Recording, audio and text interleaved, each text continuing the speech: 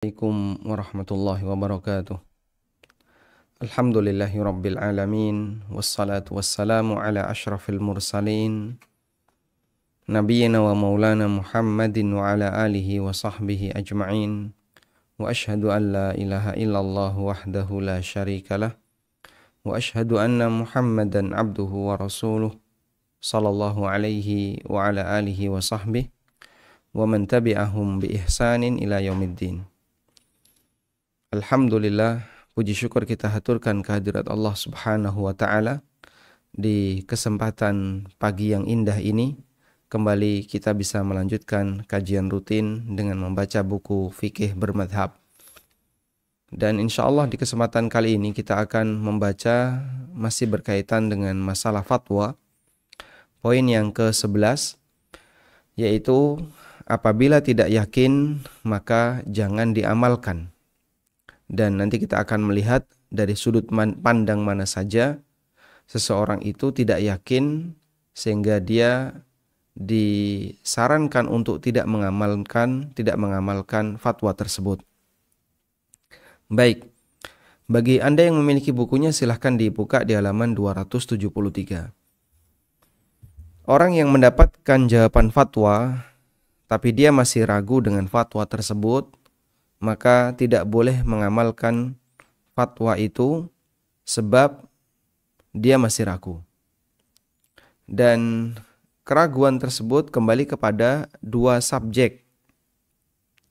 Kenapa orang itu ragu? Kembali kepada dua subjek. Yang pertama adalah ragu yang kembali kepada mufti. Misalnya mufti artinya orang yang memberi fatwa. Misalnya mufti kurang yakin, yang memberikan fatwa kurang yakin. Dia masih kurang yakin dengan fatwa yang disampaikan. Jawabannya hanya berupa isyarat atau fatwa yang disampaikan oleh mufti jelas menyalahi dalil. Sehingga sang mufti kadang ketika berfatwa, fatwa itu bisa dinilai bobotnya dilihat dari yang pertama ya, kepastian sang mufti dalam menyampaikan. Yang kedua adalah tingkat ilmiah dari alasan yang disampaikan oleh mufti, dan disebut sebagai tingkat ilmiah atau ilmiah ketika dia sesuai dengan dalil atau sesuai dengan prinsip kebenaran. Sehingga ada mufti yang menyampaikan fatwa tapi ngawur misalnya. Ini tidak boleh, yakin saya tidak boleh. Tapi dia nggak ngasih penjelasan. Atau dia ngasih penjelasan tapi ngawur. Nah itu fatwa yang meragukan. Dia bilang nggak boleh tapi alasannya aneh kayak gini. Terus gimana? Ya saya tinggalkan. Itu sudah tepat. Atau yang kedua, dia menyampaikan jawaban tapi gantung. Ya gimana ya? Kalau kayak gini ya aja. Ya terlalu banyak. Ya. Sementara dia dalam posisi tidak bisa memastikan apakah itu boleh atau tidak. Yang kedua, kembali kepada mustafti. Misalnya mustafti merasa data yang dia sampaikan kurang lengkap. Atau dia sadar bahwa saat menyampaikan data pada pertanyaannya, dia berdusta atau tidak terbuka. Kemarin saat saya tanya, saya belum cerita tentang ini. Kemarin saat saya bertanya, saya belum cerita tentang ini. Atau ada data yang saya tutupi. Ada data yang ketika saya sampaikan itu saya berdusta. Dan seterusnya. Ummu Salamah radhiyallahu anha bercerita, ada dua orang Ansar menghadap Nabi SAW untuk menyelesaikan sengketa warisan di antara keduanya. Sementara masing-masing tidak bisa mendatangkan bukti maupun saksi. Sehingga masing-masing menyampaikan sesuai dengan kemampuannya dalam menjelaskan. Oleh sebab itu masing-masing hanya menjelaskan dengan argumennya. Setelah mendengarkan argumen mereka, sebelum Nabi SAW memutuskan siapa yang berhak, maka beliau memberikan nasihat pengantar. Innama ana basyarun wa innakum takhtasimuna ilayya. Aku hanyalah manusia. Dan kalian bersengketa di hadapanku. Wala'alla ba'dakum ayyakuna alhana bihujjatihi min ba'din. Dan bisa jadi salah satu di antara kalian lebih pandai dalam menyampaikan argumen dibandingkan saudaranya, dibandingkan temannya. Fa'aqdi nahwa ma asma'u. Maka aku akan memberikan keputusan sesuai apa yang aku dengar dari argumen kalian. Faman qadaitu lahu bihaqqi akhihi syai'an. Oleh karena itu, siapa yang aku putuskan, dia mendapatkan sesuatu yang itu merupakan hak saudaranya. Itu merupakan hak saudaranya. Kalian kan lebih tahu, lebih ngerti data, lebih ngerti realita. Nah, nanti saat saya putuskan, namun ternyata tidak sesuai dengan realita yang ada, fala ya'khudhu, maka jangan diambil. Wa innama aqta'u lahu qit'atan minan nar. Karena hakikatnya saya memberikan kepadanya sepotong bara api neraka. Masya Allah. Dan orang ini ketika bertanya, bisa jadi salah satu lebih pintar menyampaikan argumen. Maka kalau kemudian karena dia pintar menyampaikan argumen, terus dimenangkan, padahal hati kecilnya mengatakan, kamu aslinya gak berhak seperti ini, tapi dimenangkan. Nabi SAW meminta, jangan kau ambil. Karena kalau kau ambil, hakikatnya itu adalah bara api neraka yang dimasukkan ke dalam dirinya. Itu hak orang lain. Mendengar nasihat ini, keduanya langsung menangis karena takut memakan bara neraka. Masya Allah. Coba Anda bisa bayangin ya, pengaruh nasihat Nabi SAW dalam kasus ini. Pengaruh nasihat Nabi SAW yang demikian luar biasa. Dari mana Pak? Rasulullah SAW didatangi oleh dua orang ini dalam keadaan mereka itu berebut warisan. Lalu langsung dikasih nasihat oleh beliau dengan satu nasihat. Sekali didengar, membuat keduanya menangis dan berebut menolak warisan. Masya Allah. Itu tidak kita jumpai ya kalau di zaman sekarang. Ada situasi demikian. Akhirnya masing-masing mengatakan, ya Rasulullah, biarlah jatah hak saya untuk saudara saya. Mereka berebut menolak untuk menerima warisan itu, padahal sebelumnya mereka rebutan untuk mendapatkannya. Dan itu pengaruh dari nasihat yang diberikan Nabi Sallallahu Alaihi Wasallam. Lalu Nabi Sallallahu Alaihi Wasallam memberikan nasihat lagi, jika kalian sudah paham, silahkan kalian membaginya dan berusahalah untuk mencari kebenaran. Hadis riwayat Ibnu Abi Syaibah. Kalau riwayat Bukhari yang versi pendek. Yang versi pendek tidak ada keterangan di bawahnya ya. Dalam hadis di atas, Nabi SAW memberikan muqaddimah sebelum beliau menetapkan cara pembagian warisan. Dan muqaddimah itu bentuknya adalah nasihat. Nasihat untuk menyampaikan sesuatu sesuai dengan data, ya.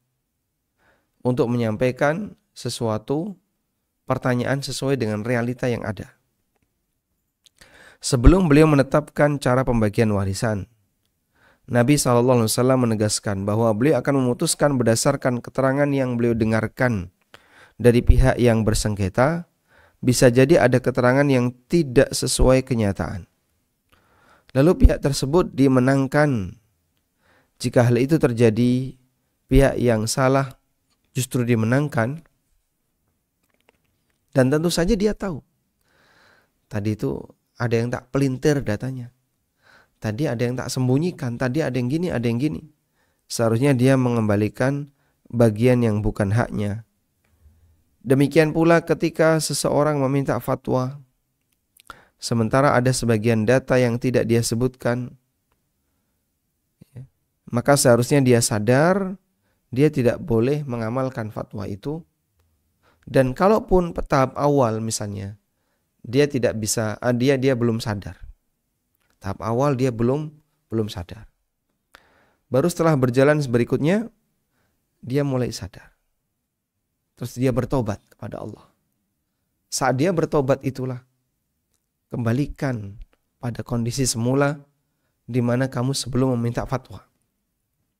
Atau bahasa lainnya adalah jangan amalkan fatwa itu dan tanyakan ulang kepada ustadz yang bersangkutan dengan menambahkan data yang tadi belum sempat disampaikan. Prinsip itu yang perlu kita jaga. Agar jangan sampai fatwa yang kita terima adalah fatwa yang keluar disebabkan karena fatwa tersebut disampaikan mengingat salah paham dari pihak yang memberi fatwa. Baik. Saya kira cukup mudah untuk dipahami dan ini prinsip penting ya. Makanya ketika menyampaikan fatwa, pastikan bahwa fatwa yang disampaikan oleh mufti adalah fatwa yang meyakinkan. Kita minta fatwa bukan dalam rangka untuk mencari pembenar, tapi kita minta fatwa dalam rangka untuk mencari kebenaran. Walhamdulillahirabbil alamin. Selesai bab tentang masalah fatwa. Ada 11 catatan ya berkaitan dengan masalah meminta fatwa. Berikutnya kita akan beralih kepada bab baru antara agama dan logika. Masya Allah. Salah satu di antara penyebab kenapa orang itu tidak mau mengikuti kebenaran, ya, penghalang kebenaran,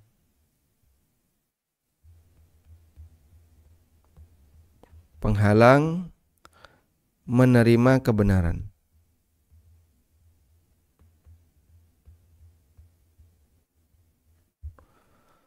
Di antara penyebab kenapa orang tidak menerima kebenaran adalah karena ya, masalah logika. Orang mengatakan ini tidak logis. Atau yang kedua adalah mempertahankan budaya.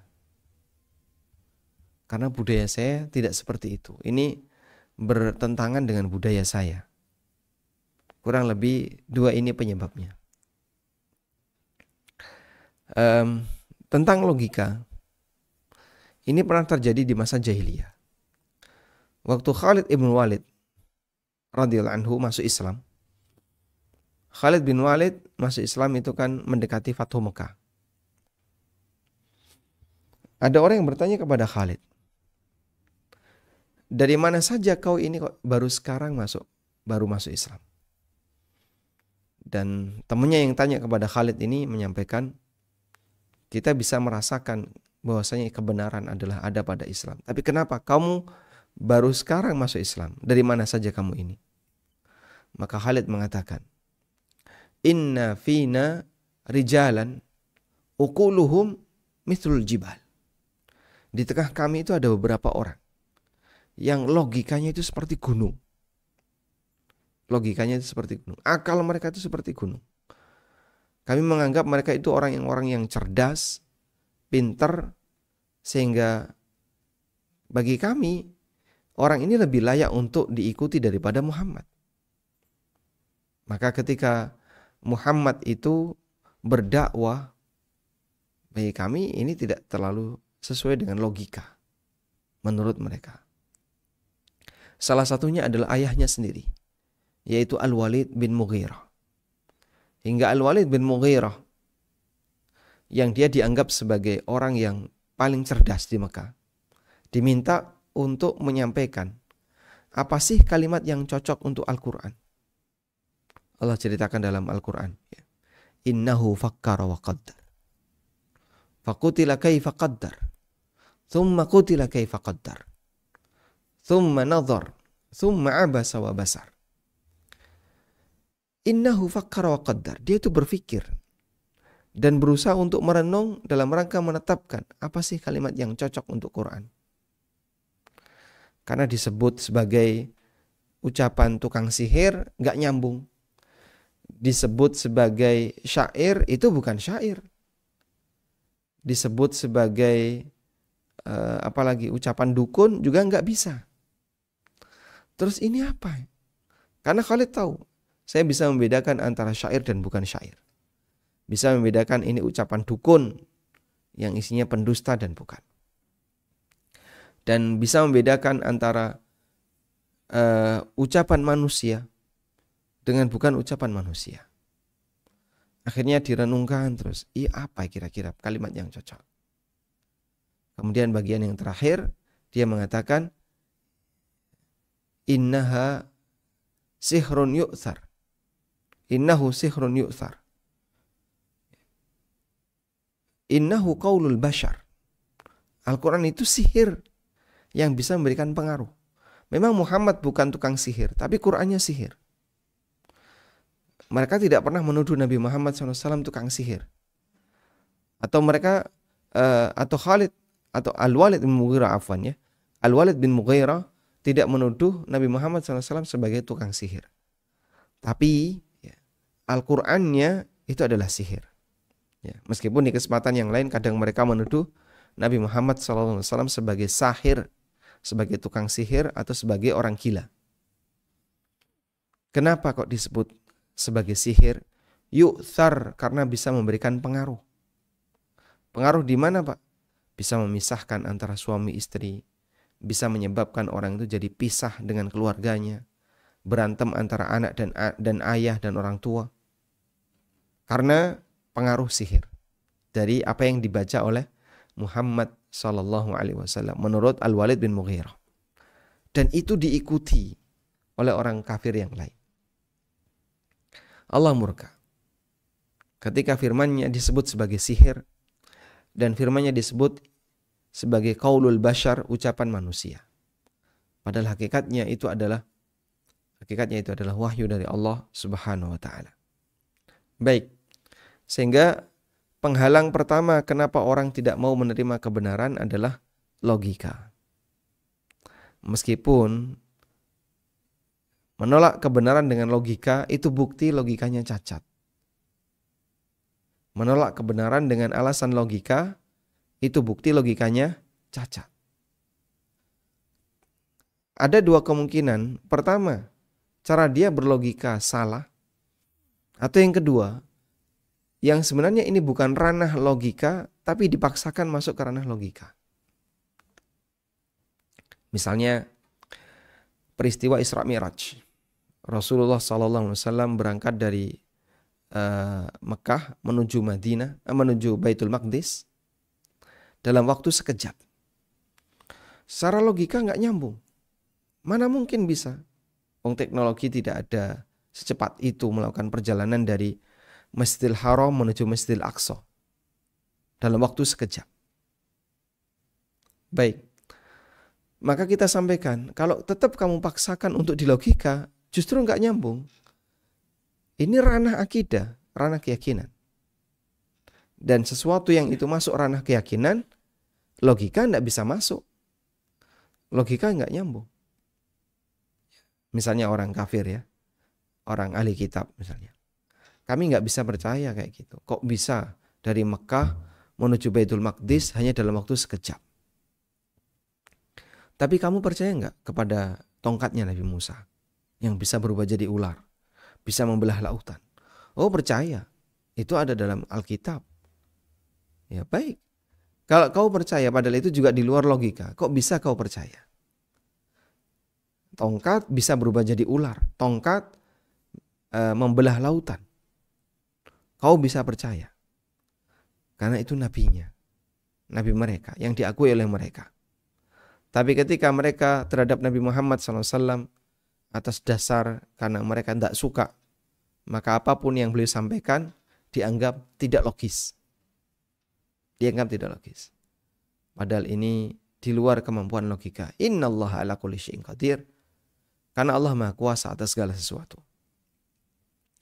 Orang musyrikin datang kepada Nabi SAW. Lalu mereka menyampaikan, tulang kalau sudah jadi tanah, Apa mungkin bisa dibangkitkan kembali? Sehingga orang musyrikin datang membawa tulang ke hadapan Nabi SAW. Lalu orang musyrikin itu mengatakan, Qala may yuhyil 'idhama wa hiya ramim. Siapakah yang akan menghidupkan tulang belulang ini ketika sudah jadi tanah? Qul yuhyiha alladhi ansha'aha awwala marrah. Jawablah wahai Muhammad. Yang akan menghidupkannya adalah Zat yang pertama kali menciptakannya, Allah Subhanahu wa taala. Dan wadzalika 'ala Allah yasir, dan itu mudah bagi Allah taala. Makanya sering sekali dalam doktrin untuk urusan akidah, keyakinan yang bagi manusia itu kayaknya kok susah untuk diterima dengan logikanya, Allah Subhanahu wa taala sering kaitkan dengan kemampuannya. Innallaha ala kulli syai'in qadir wa dzalika 'ala Allah yasir. Ya. Coba misalnya kita lihat dalam firman Allah Subhanahu wa taala. Wa dzalika 'ala Allah yasir.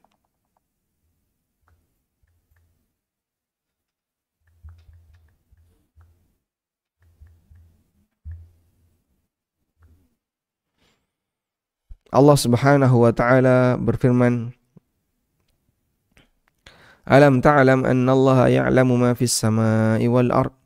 Inna dzalika fi kitab. Inna dzalika 'ala Allah yasir. Tidakkah kamu tahu bahwa Allah mengetahui apapun yang ada di langit dan di bumi, dan itu semuanya ada dalam catatan takdir. Inna dzalika 'ala Allah yasir, itu mudah bagi Allah. Awalam yarau, tidakkah mereka sadar kaifa yubdi'ullahul khalqa tsumma yu'idu, bagaimana Allah taala mengawali penciptaan lalu Allah kembalikan lagi. Inna dzalika 'ala Allah yasir, itu mudah bagi Allah. Ya. Kemudian juga dalam firman-Nya, wallahu khalaqakum min turabin tsumma min nutfah tsumma ja'alakum azwaja. Allah ciptakan kalian dari tanah, lalu dari nutfah, kemudian ja'alakum azwaja, Allah jadikan kalian berpasangan, ada laki ada perempuan. Wa ma tahmilu min untha wa la tad'u illa bi'ilmi. Setiap wanita yang hamil maupun yang melahirkan semuanya dengan ilmu Allah. Wa ma yu'ammaru min mu'ammarin wa la yunqasu min umurihi illa fi kitab. Yang dikasih umur panjang, yang dikurangi umurnya, semuanya ada dalam takdir. Inna dzalika 'ala Allah yasir, dan itu mudah bagi Allah. Berkali-kali seperti ini. Maka kalimat wa dzalika 'ala Allah yasir itu untuk kemudian memangkas manusia. Kok bisa ya?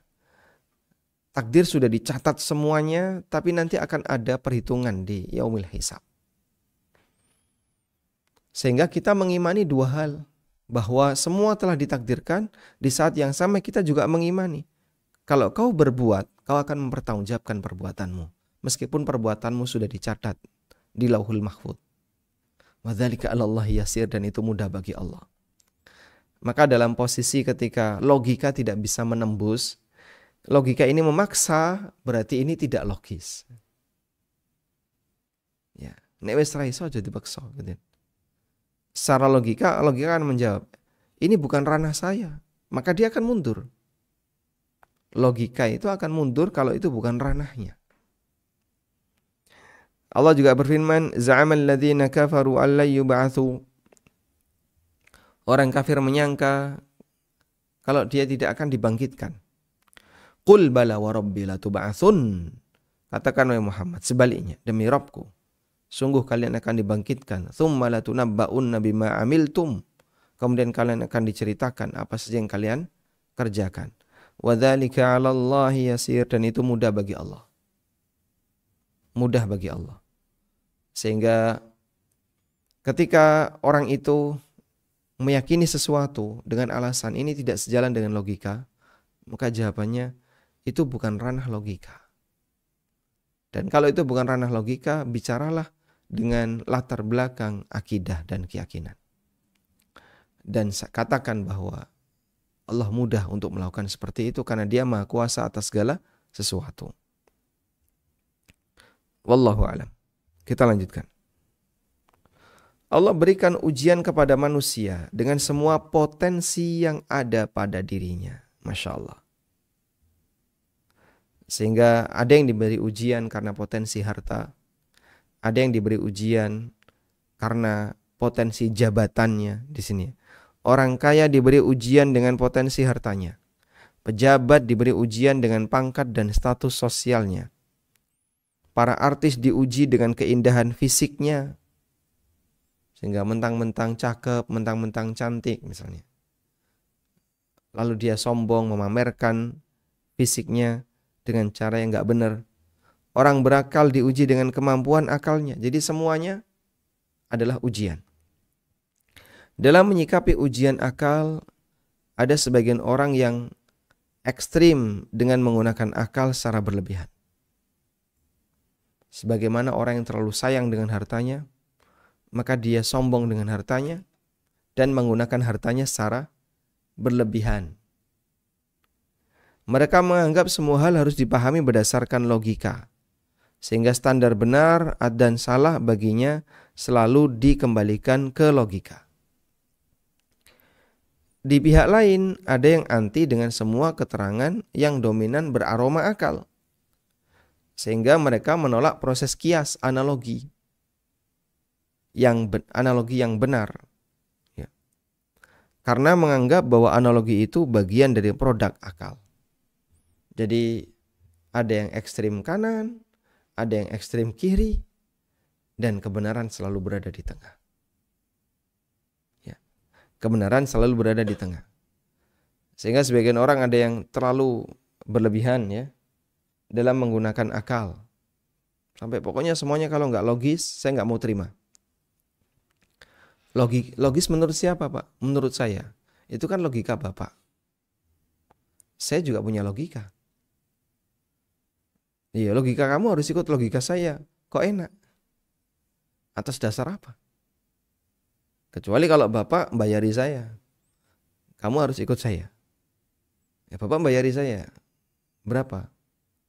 Logika saya dipaksa untuk ikut logika Bapak. Maka saya minta 50 juta. Boleh nggak kayak gitu? Jadi, kenapa kita harus ikut logika orang lain? Wong kita punya logika. Sama-sama punya logika. Ini menurut saya nggak logis. Ya menurut Bapak nggak logis, menurut saya logis. Nah terus logika siapa yang akan jadi standar? Dia, logika kamu kurang kuat. Bagi saya logika saya lebih kuat dari logika Bapak. Nah, jadi kalau bicara logika, tidak ada orang yang bisa dijadikan sebagai standar. Pada posisi ketika itu sudah bukan lagi ranahnya logika. Dari sini kita perlu memahami posisi akal dengan benar dalam beragama. Dan ini penting sekali. Karena Islam itu tidak menolak logika 100%, juga tidak berlebih-lebihan dalam menetapkan logika. Dalam mengikuti logika, sehingga semuanya harus ikuti logika. Kalau nggak diikuti logika ini nggak sesuai. Tidak demikian. Agar kita terhindar dari sikap ekstrim yang tidak sejalan dengan kebenaran. Berikut ini beberapa catatan tentang akal dan logika serta kaitannya dengan masalah agama. Baik, ini saya kira materi yang kita perlu hati-hati dalam membaca, sebab kadang ada sebagian orang yang mungkin kurang bisa memahami, sehingga ketika kurang bisa memahami, dia menolak karena nggak paham. Nah, hubungan antara akal dan wahyu. Yang pertama, fungsi akal dalam menilai informasi.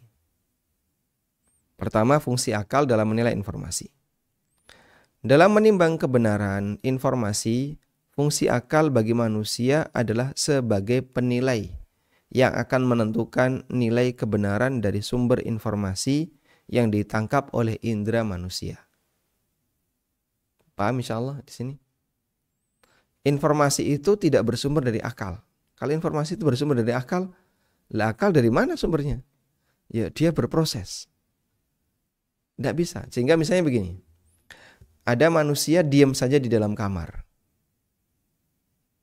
dan dia tidak punya akses berita apapun. Dia tidak punya akses berita apapun. Baik. Lalu tiba-tiba dia berlogika.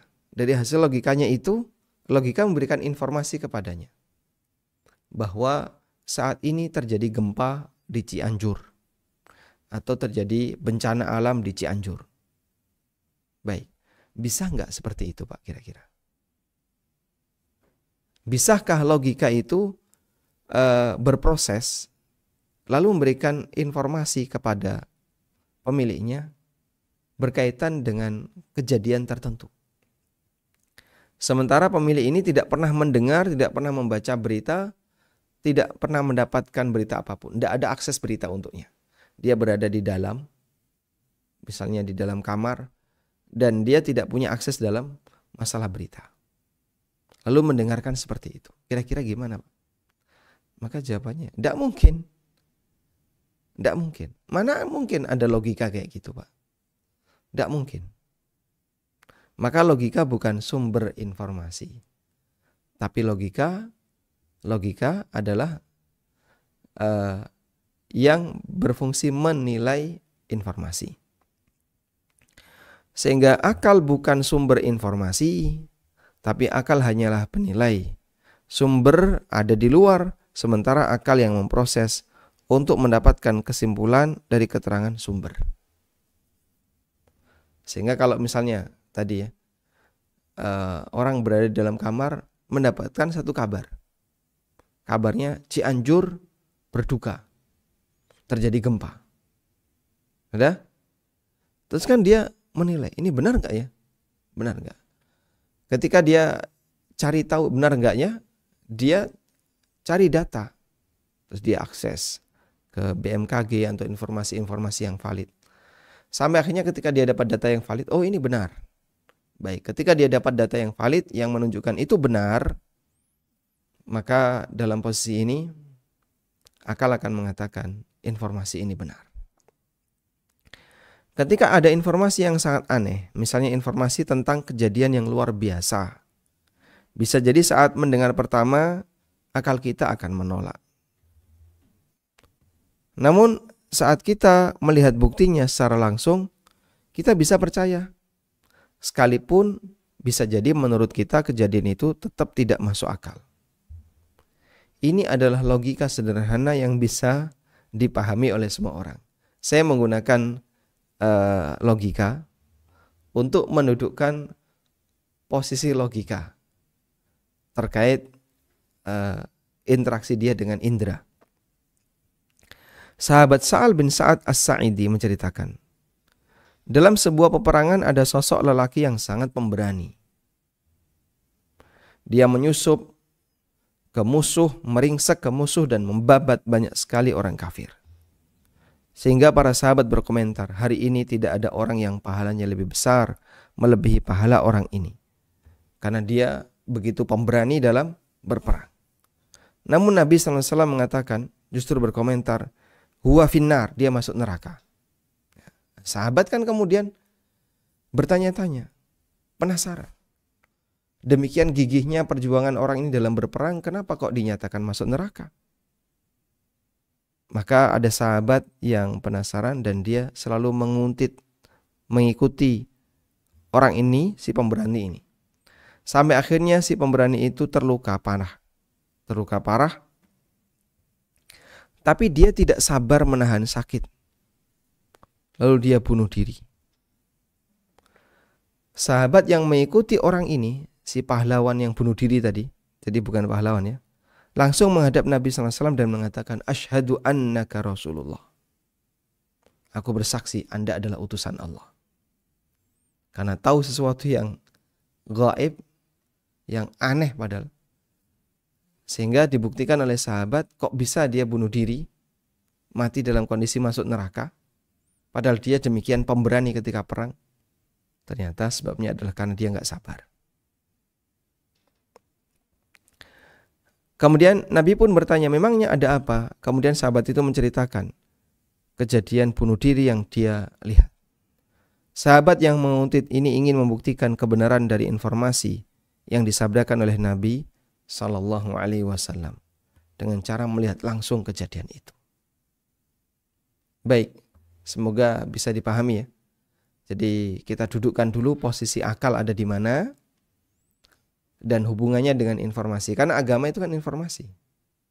Dari siapa? Dari sang Nabi. Allah turunkan wahyunya, kemudian sang Nabi menyampaikan kepada umatnya. Ada penjelasan tentang masalah hari akhir, penjelasan tentang masalah akidah, kemudian tentang masalah fikih dan seterusnya. Walhamdulillahirabbil alamin. Dan insya Allah untuk pertemuan berikutnya kita akan membahas poin yang kedua terkait masalah hubungan antara akal dan logika, bahwa akal sehat akan sejalan dengan wahyu. Demikian, wassallallahu ala nabiyyina Muhammadin wa ala alihi wa sahbihi wasallam. Dengan semakin berkembangnya dakwah yang disampaikan melalui ANB Channel yang diisi oleh Ustadz Aminur Bait, Ustadz Wira Mandiri, Ustadz Ristian Ragil, Ustadz Amir As-Soronji, Ustadz Musa Jundana, Ustadz Muhammad Abu Rifai, dan para asatidzah Jogja lainnya, serta untuk meningkatkan pelayanan kepada kaum muslimin melalui Yayasan Amal Abadi Indonesia yang mengelola lembaga Indonesia Bersih Riba, tim perawat jenazah Al-Baqi, konsultasi zakat dan waris. Insya Allah akan dibangun kantor dan studio ANB Channel yang representatif serta kantor Yayasan Amal Abadi Indonesia. Mari dukung dengan menginfakkan sebagian harta kita melalui Bank Syariah Indonesia atas nama Yayasan Amal Abadi Indonesia dengan nomor rekening 7441998877. Jazakumullah khairan wa barakallahu fikum. Cari produk ANB Store, kaos, merchandise, atau buku, silakan kunjungi anbstore.id, Tokopedia dan Shopee di ANB Store ID.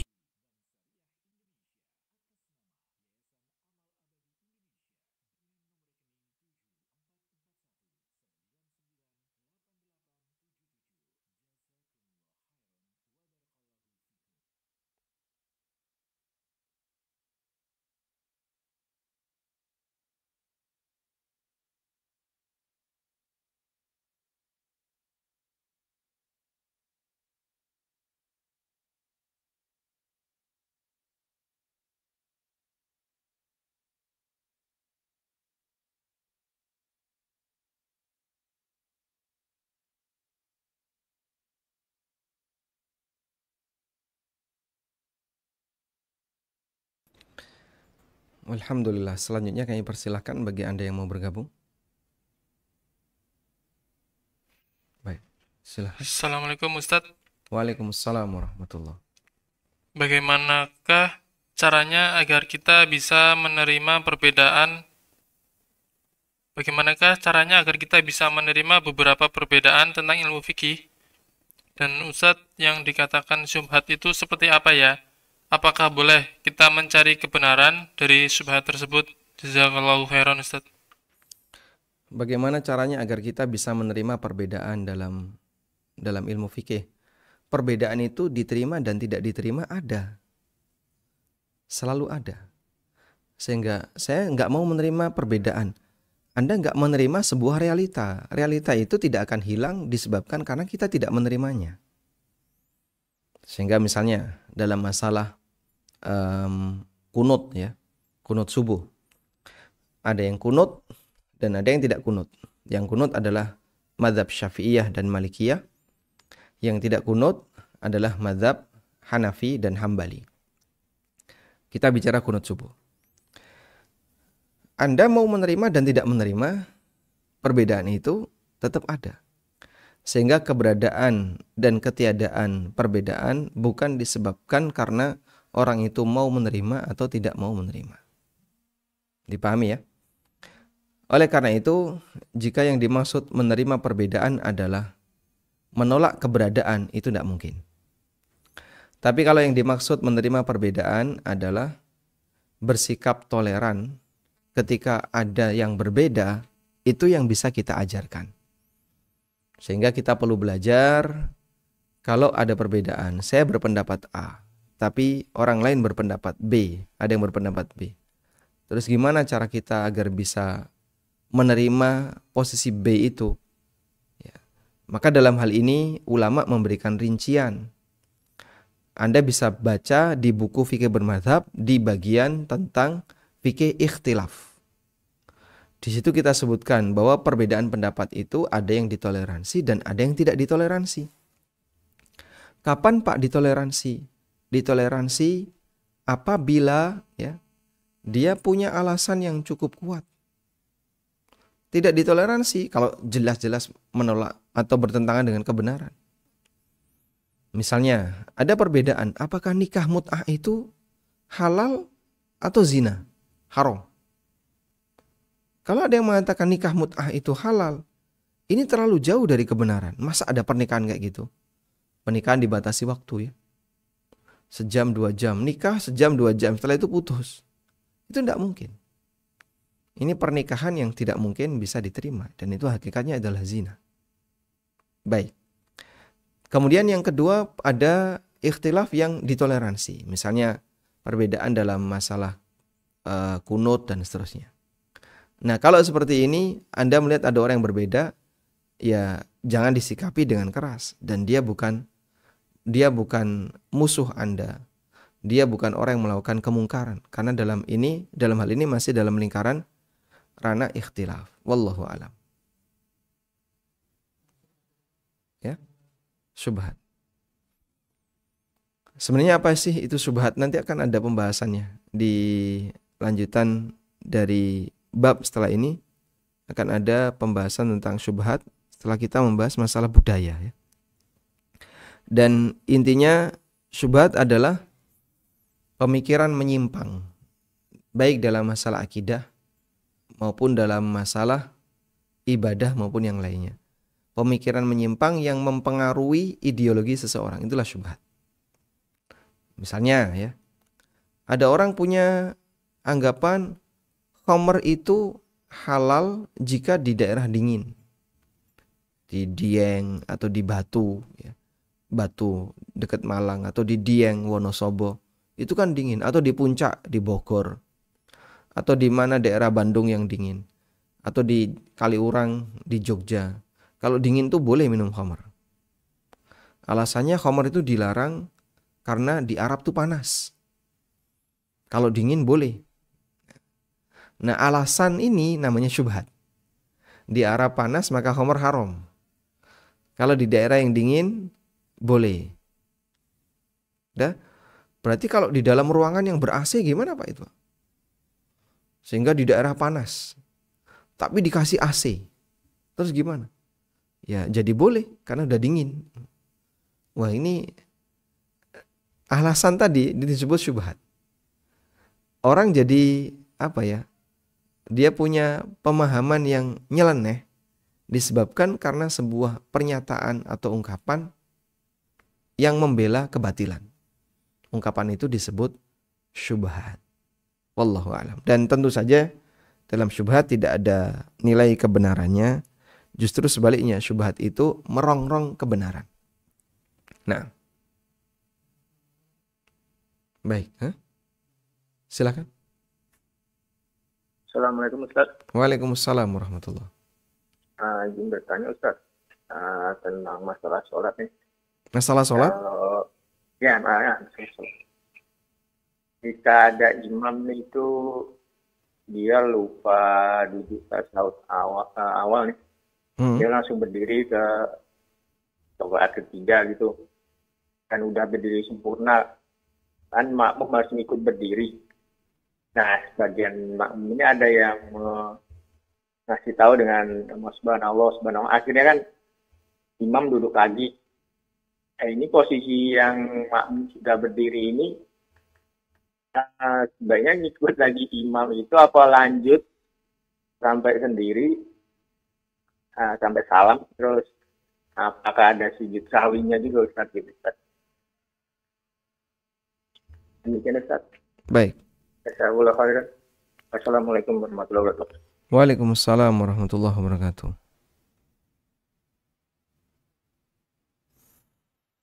Tapi ini ada kasus ya, yang mungkin nanti bisa kita jadikan sebagai pendekatan. Tapi sebelumnya saya bacakan dulu hadisnya.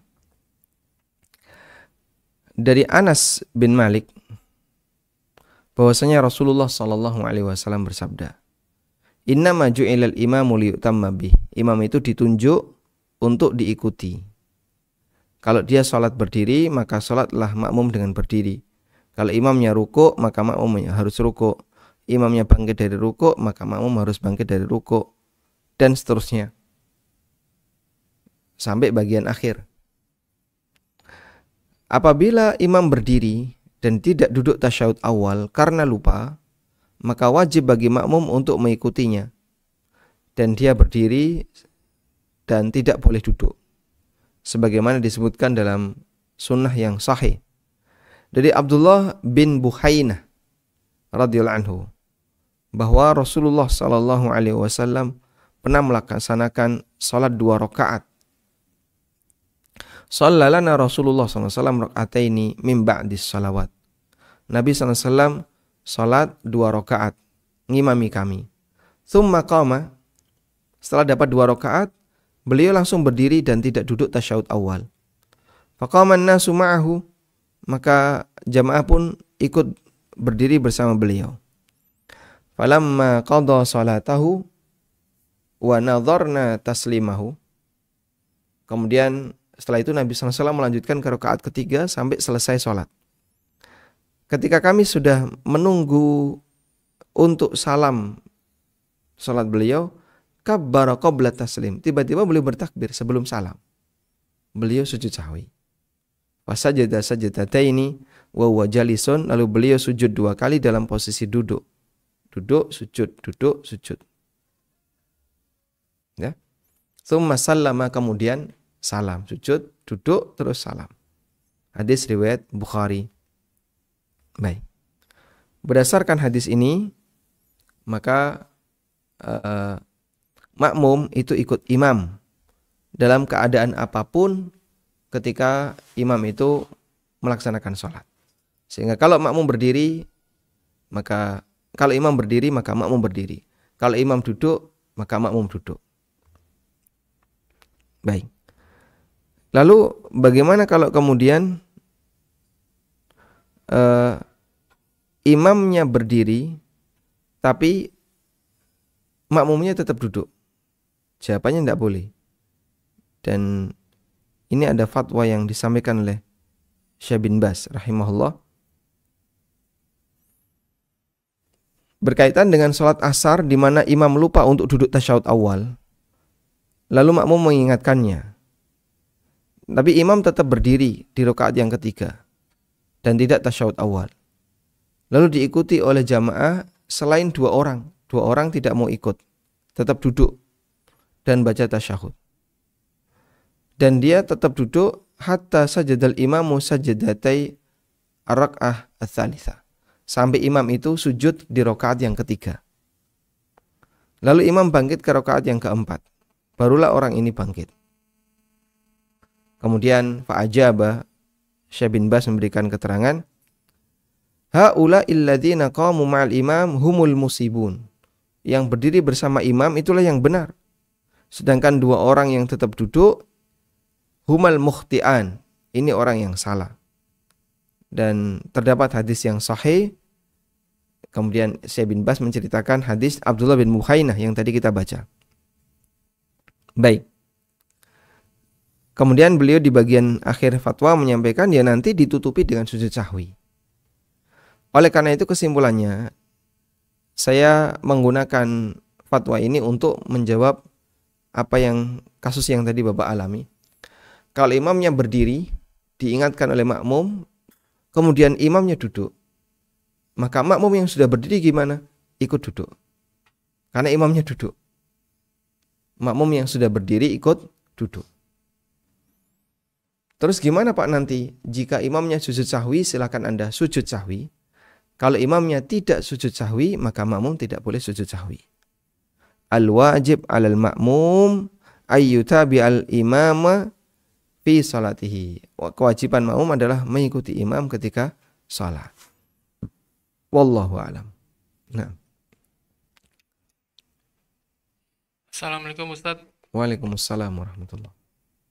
Apakah musibah yang terjadi di daerah kita sekarang ini dikarenakan dosa-dosa kita Ustadz, sehingga membuat Allah murka? Mohon penjelasannya Ustadz. Jazakallahu khairan. Wa jazakumullah khairan. Dalam menyikapi musibah itu ada dua sudut pandang. Yang pertama, sudut pandang agar kita tidak suudzon kepada Allah. Maka saat terjadi musibah, kita perlu meyakini sebabnya adalah kita. Sebagaimana itu yang Allah ajarkan dalam Al-Quran, wa ma asabakum min musibatin wa bima kasabat aidikum. Tidak ada satupun musibah yang menimpa kalian kecuali sebabnya adalah dosa yang kalian kerjakan. Sehingga kita tidak akan suudzon kepada Allah ketika ada musibah yang kita alami. Namun kita meyakini ini sebabnya adalah kita sendiri. Karena salah kita sendiri. Baik. Yang kedua, dilihat dari sudut pandang Allah Ta'ala memberikan ujian kepada hambanya.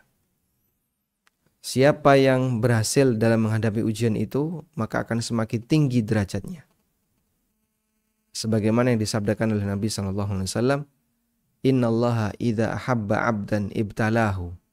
Allah ketika mencintai seorang hamba, maka Allah akan mengujinya.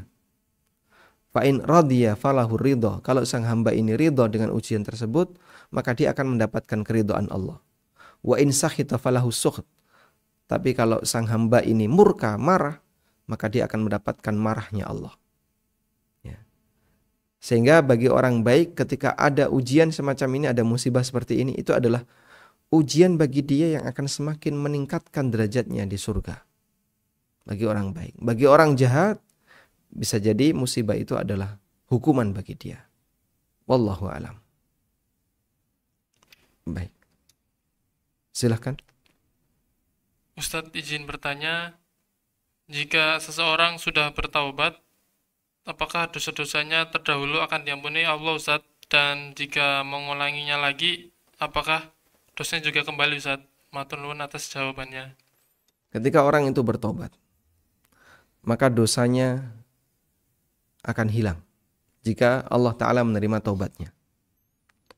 Nabi SAW bersabda, At-taibu minadz-dzambi kaman la dzamba lahu. Orang yang bertobat dari sebuah perbuatan dosa seperti tidak punya dosa. Sebab taubat itu tajubbu makana qablaha. Taubat itu bisa menutupi kesalahan sebelumnya. Nah kemudian kalau setelah bertobat kok ngulangi lagi gimana? Kalau selesai bertobat dia ngulangi lagi, ya berarti dia butuh tobat baru lagi. Dan begitu seterusnya. Karena manusia tidak akan pernah berhenti untuk berdosa. Makanya mereka disyariatkan untuk memperbanyak istighfar dan bertobat kepada Allah Subhanahu wa ta'ala. Wallahu a'lam. Baik, silakan.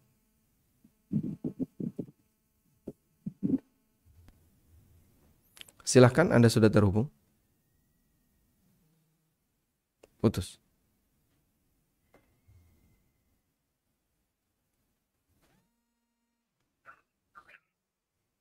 Silakan. Assalamualaikum. Waalaikumsalam warahmatullahi. Silakan. Ini Ustaz, kan warga sini yang masuk orang-orang sini yang perkataan kiai atau Ustaz. Bagaimana? Yang diikuti orang-orang perkataan kiai atau Ustaz, tidak mengikuti Al-Quran. Mengikuti perkataan Ustaz atau perkataan kiai. Perkataan ustaz atau perkataan kiai maksudnya? Ya kan kalau yang diikuti orang-orang itu perkataan ustaz atau perkataan kiai, tidak mengikuti perkataan Al-Quran dan Sunnah. Iya, selanjutnya. Sedangkan di sini banyak orang yang seperti kuburan keramat, kemudian maulid dan segala macam itu, apa itu ya, jadi kata bid'ah. Ini bagaimana saya menyikapinya Ustaz? banyak orang yang tidak percaya itu Ustaz. Saya kalau saya tuh ngasih pendapat kepada orang lain pasti saya dimusuhi Ustaz. Ini wajibnya kan biasanya Pak Kiai atau Pak Ustaz? Ini bagaimana Ustaz? Baik. Pencerahan Ustaz. Baik. Waalaikumsalam warahmatullahi wabarakatuh. Baik. Jadi begini ya, perkataan ustadz atau kiai itu kan menyambung lidah atau menjelaskan apa yang ada dalam dalil dari Al-Quran maupun hadis Nabi Sallallahu Alaihi Wasallam. Oleh karena itu, apabila kita mendapatkan perkataan ustadz atau kiai, maka dipahami ini adalah pemahaman beliau terhadap Al-Quran dan Sunnah. Sudah? Kok ternyata perkataan itu bertentangan dengan Al-Quran dan Sunnah yang kita lihat langsung. Misalnya, dia membahas atau dia menyampaikan tentang perkara A, yang itu dalam Al-Quran jelas dilarang. Tapi bagi dia, menurut dia, ini boleh. Maka kita sebagai orang yang sadar, Quran mengatakan dilarang kok, dia bilang boleh. Ada orang yang bilang, boleh nggak sholat jamaah bagi laki-laki? Nggak apa-apa. Bahkan lebih baik sholat di rumah, biar lebih ikhlas. Misalnya. Ya kita bilang, ini bertentangan dengan kebenaran Al-Quran dan hadis. Karena Al-Quran menyuruh kita untuk jamaah, warka'u ma'ar-raki'in. Lakukanlah rukuk bersama orang-orang yang rukuk. Artinya sholatlah kalian dengan jamaah. Kemudian hadis Nabi juga banyak sekali tentang itu. Lalu kok dikatakan sholat di rumah lebih afdol karena lebih ikhlas. Sedangkan sholat jamaah ini kurang afdol. Kalau begitu Anda jumatan di rumah biar lebih ikhlas. Tapi jumatan harus kumpul banyak orang. Lah terus kenapa kalau sholat jamaah harus kumpul banyak orang dikatakan tidak ikhlas? Nah contoh seperti itu ya. Jadi posisikan perkataan ustadz atau kiai adalah sebagai penjelas. Karena kan kita tahu ini Al-Quran, ini hadis dari guru. Kita tahu ini Quran, ini dalil hadis. Itu dari guru kita tahunya. Oleh karena itu posisikan perkataan itu sebagai penjelas keterangan dari Al-Quran dan Sunnah. Nah kalau kemudian perkataan mereka justru bertentangan dengan Al-Quran dan Sunnah, ya kita tinggalkan. Wallahu a'lam. Baik, cukup insyaallah. Baik, demikian yang bisa kita sampaikan, semoga bermanfaat. Wassallallahu ala nabiyyina Muhammadin wa ala alihi wa sahbihi wasallam. Wa akhiru da'wana anil hamdulillahi rabbil alamin. Wassalamualaikum warahmatullahi wabarakatuh.